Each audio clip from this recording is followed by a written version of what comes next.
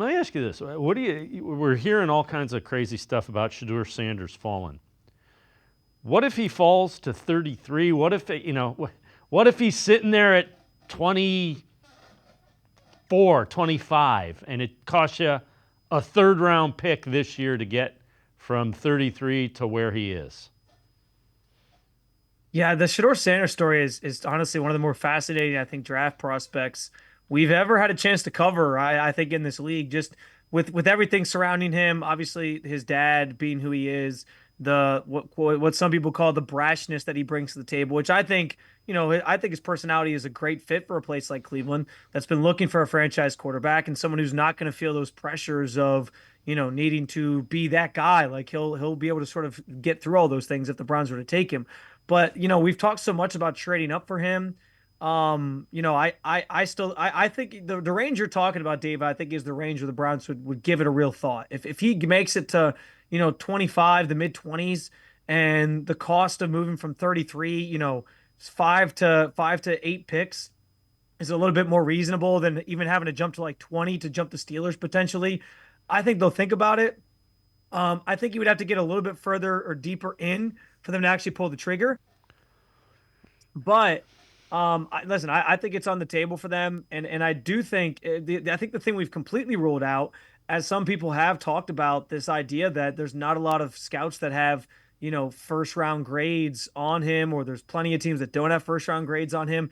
He realistically could fall into the second round and be there on the table for the Browns when they're on the clock at 33. Now I bet against it because quarterbacks are so valuable. There are teams that value that fifth year option. I know Andrew Berry said last week they don't necessarily prioritize that all that much, and so that's fine.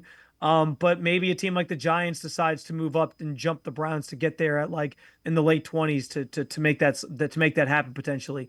Maybe it's not the Browns who do it, but if he were to get there and be there at 33, I think you run to the podium. I've been saying all off season he's the best fit for this offense for what Kevin Stefanski wants to do. I still sort of am subscribed to the idea that he's going to go in the first round, and that some of the talk about him slipping super far and nobody really likes him, I think has been sort of overblown. So I think the truth is probably somewhere in the middle where it's like, yeah, there might be some teams that have second round grades on him, and he might not be a consensus first round pick, but somebody's going to take the shot on him being that guy, whether it's, in the top 10 if he makes it past the Saints, maybe in the teens if somebody trades up, or at least in the top 20, because I think somebody will pull the trigger at some point once the value gets a little bit better. Yeah, I would be stunned if he slid all the way to 33 without question. But again, you never know. The other thing is, I kind of laugh. An NFL quarterback that's brash, really? Huh. Shocking. I mean, I mean, as long as he's willing to be coached and his teammates like him, brash is great. it's kind of funny to hear that from Cleveland fans too, to an extent, Dave, Right. because like what was said about Baker Mayfield. I know that can open up a can of worms bringing up his name, but what was said Yeah. about Baker Mayfield coming out, right? It was like the arrogance, some of the stuff he was doing on the sideline, the antics, all that.